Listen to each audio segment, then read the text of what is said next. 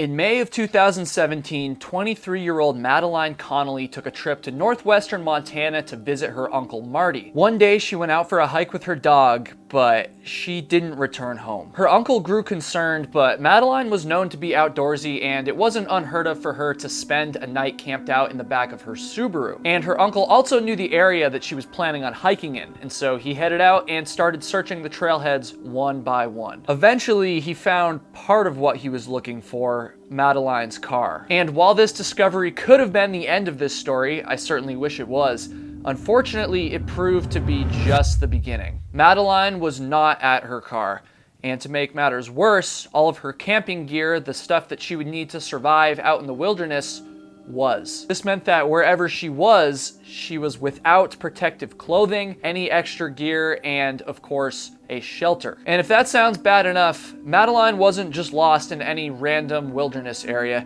She was lost in the Bob Marshall Wilderness Complex. This is the largest wilderness area in the entire state of Montana, one of the largest in the entire United States, and it's also home to one of the highest densities of grizzly bears in the contiguous United States. It's pretty much the last place that anyone would want to disappear. This is the story of Madeline Connelly. Before we get into the story, I just want to say that I am so excited to tell you guys about Magic Spoon, who is the sponsor of this video. Magic Spoon is seriously the best cereal I've ever had. That's right, I'm doing a cereal sponsorship and I'm so pumped about it. Let me tell you why. I used to eat cereal as a kid, but eventually I gave it up because it's full of sugar and junk, stuff I just didn't want to eat as an adult. So that's a bummer, but Magic Spoon, on the other hand, is much more high quality. It's literally cereal reinvented. Here are the facts. Magic Spoon cereals have 0 grams of sugar, 13 to 14 grams of protein, and 4 to 5 net grams of carbs in each serving. That's right, cereal with protein in it, which is so awesome. And not only is that awesome, but it also tastes awesome. Like, seriously. To be honest, when they reached out, I wasn't sure if I was gonna do this sponsorship because once again, I haven't eaten cereal in so long. But when I finally got a chance to try Magic Spoon, I was like, wow, that is actually so good. Peanut butter is my favorite flavor. And funny enough, I actually left some at my parents' house by accident because I wanted to keep it for myself, and they ended up getting into it and trying it, and they also thought it was really awesome, which I'm still mad about because I wanted it for myself. I'm telling you, Magic Spoon is the real deal. You gotta try it. Click the link below and use promo code hiking to get $5 off your order, or go to magicspoon.com/hiking. They're so confident in their product that they are going to give you 100% of your money back if you don't like it, so you don't have anything to lose. One more time, magicspoon.com/hiking, or use promo code hiking when you check out to get $5 off your order. With that said, let's get into the story. On Thursday, May 4th, 2017, Chicago area native Madeline Connelly set out on a hike in northwestern Montana, just outside of the famous Glacier National Park. She was in the area visiting her uncle Marty, and she was staying with him while she was there. Her and her dog Mogi hiked out of the Bear Creek trailhead in Essex, Montana, and only planned on being out for about an hour. Connelly's plan was to hike out and go for a swim, and she ended up doing this at a random lake along the trail. Then she began hiking back in the direction that she thought her car had been parked at. And eventually she started to realize that she wasn't retracing her steps, but she thought that the trail she was on was a loop, meaning that if she just kept going, eventually it would swing her back around to the trailhead. However, eventually she realized that would not be the case. Connelly had taken a wrong turn, likely due to the trail being covered by the lingering snowpack. It was only May in Montana after all, and she had accidentally hiked her and her dog deeper into the remote Montana wilderness. And because she was only planning on being out for an hour or so, she wasn't carrying any extra food, any extra equipment, no overnight gear whatsoever. She literally took nothing with her when she left her car. By the time the sun was setting, she had definitely realized how serious things were getting. I started getting tired, laid down, took a nap, woke up. It was nighttime. I was freaked out. It wasn't pitch black, so I kept going. And then it got really really dark. I was in snow, I was off of a trail, and I panicked. She settled in and tried to get some sleep, but stated, quote, "There were times I woke up screaming, and it must have been my subconscious." Now, finding yourself completely lost in the wilderness at night with no gear is probably a nightmare scenario for a lot of you guys watching this right now. This was Madeline's reality. She was living out this nightmare, but despite her dire circumstances, she did make a big effort to keep herself calm. She said, quote, "I tried to keep myself calm. I think that first night was the scariest, but the moon was out and I wouldn't let myself get sad or scared. It was so beautiful." And good for her, honestly, because if I was lost in that area, even though I'm a very experienced backpacker and hiker, if I was lost there with no gear at night, I would be scared shitless. And that's partially because the place that Madeline was lost in is no ordinary wilderness. It's the Bob Marshall Wilderness Complex. The Bob Marshall Wilderness Complex is just about as remote as it can possibly get in the contiguous United States. Its total area is just over 1.5 million acres, and just outside of the official boundary of the wilderness area is an additional 1 million acres of national forest, BLM, and private land which surrounds the wilderness area on all sides. This means that essentially this area is 2.5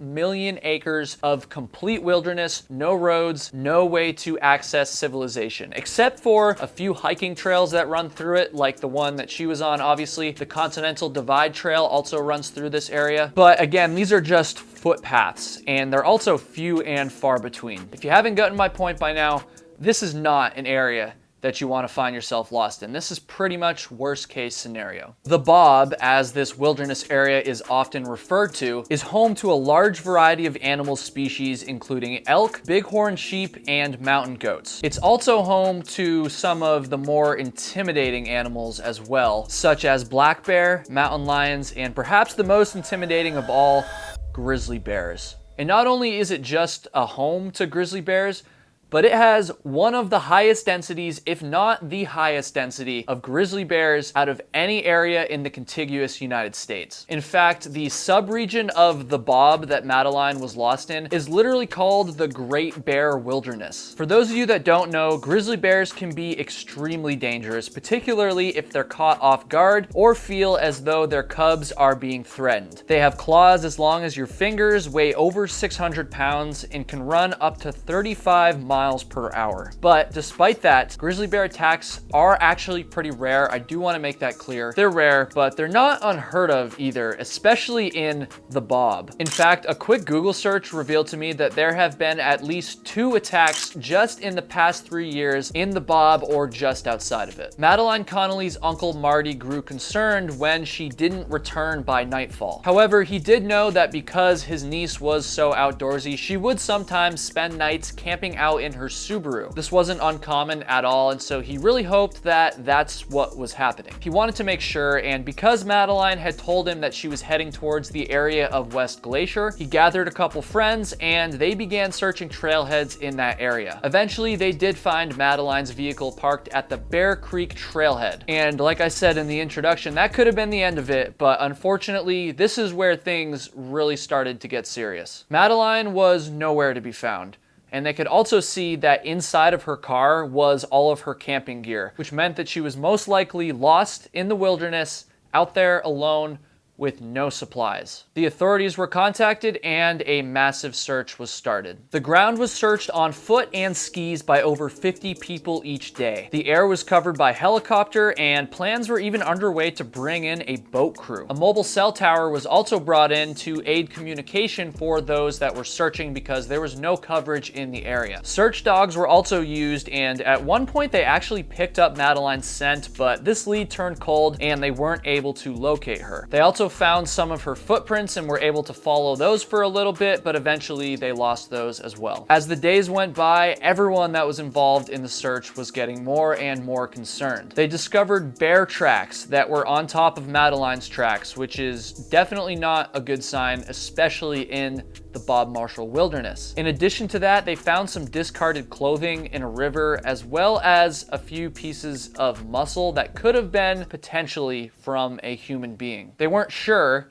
but again, Not a good sign. Despite all of these bad signs, and despite the days dragging on, day 1 becoming day 2, and day 3, and day 4, and so on and so forth, Madeline's family remained positive. Another one of her uncles named Michael had promised the media that the story was going to have a happy ending. Her mother showed up at the trailhead to assist rescuers every single day with a smile on her face. And perhaps this positivity was making a difference, because in the meantime, Madeline was still out there and she was surviving, albeit not easily. By Saturday, May 6th, after being lost for 2 days and 2 nights, Madeline was losing hope. She had spent the previous night sleeping with her dog, and she said, quote, "She'd normally put her head around my neck and we just sleep. Every 30 minutes I wake up, probably, warm up my feet." And in addition to the stress, obviously, that comes with trying to survive in the wilderness, Madeline was also starting to have some regrets about her life. She was reminiscing about friendships that she never got to fix, apologies that she never got to give, and people that she never got to thank. These negative thoughts lasted for some time, but by Sunday, Madeline forced herself to switch her perspective. It was a rough few days, but I just sort of told myself, you gotta stay positive because this might be it. And so Mogi and I enjoyed as much as we could out there, and it was so beautiful. She tried to find the cleanest water that she could by climbing to higher elevations, and she ate glacier lilies for energy. And also, as happens in an alarmingly high number of lost hiking cases, Madeline actually noticed a helicopter that flew over her a couple times, but it never stopped, and so she figured it was looking for somebody else. She continued to tough it out through freezing temperatures and thigh-deep snowpack. Again, May in Montana, there's still a lot of snow left that time of year. And her dog slept underneath large trees in an attempt to get some shelter. Madeline was aware that she was lost in prime grizzly bear habitat. She may not have made a wise decision by going out into the wilderness with no map or no GPS, but she was wise enough to be mindful of the bears whose home she was now unwillingly visiting. She made sure to sing, shout, and talk to her dog frequently to avoid surprising any grizzly bears. At one point, she was thinking about retracing some of her steps, but she hesitated when she saw that fresh grizzly tracks had been laid down on top of her tracks. It almost looked like maybe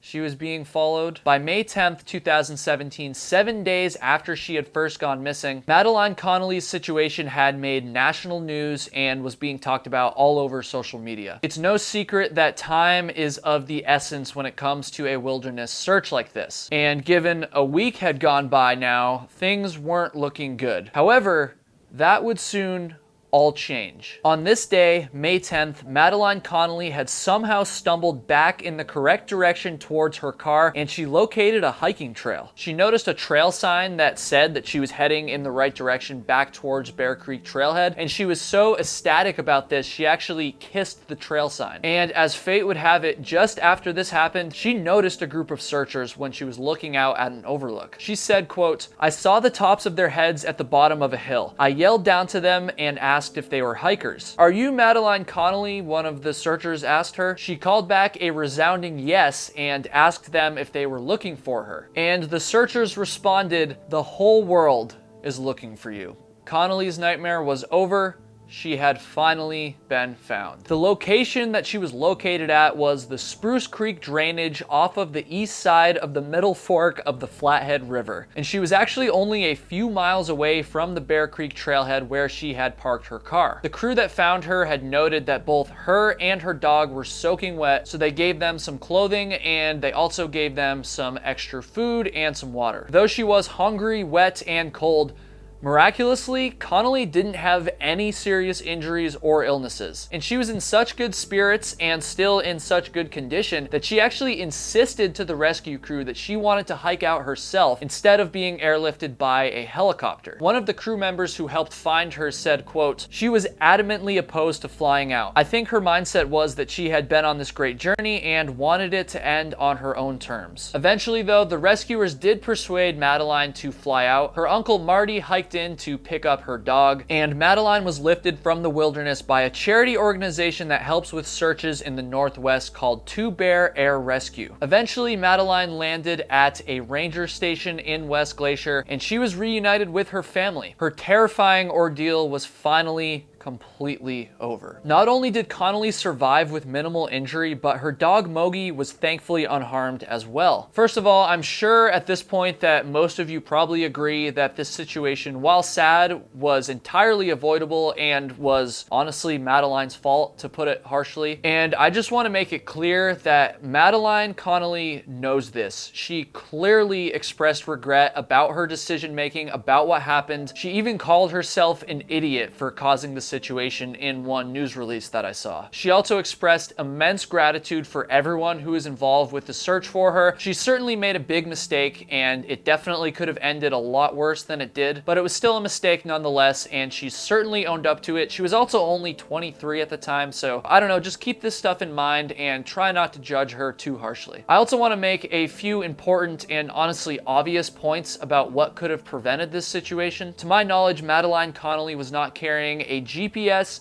or a map of the area and the terrain that she was hiking in. If she had, I'm almost 100% certain that she could have navigated her way back much, much easier. And also, like many of the tragic stories I've told on this channel, if she had a GPS with an SOS button on it, worst case, if she still got lost, she definitely could have used that and called for rescue much sooner. I'm grateful that she survived. I wish her the best on the rest of her outdoor adventures, and I also want to thank her because she did give me permission to make this video. Let me know what you guys think of me covering a story that actually has a happy ending for once. As of the time of this recording, I'm just about at 150,000 subscribers. So thank you if you helped me get there. I really appreciate that. And I would really appreciate it if you haven't subscribed yet. Help me get to my goal of 200,000.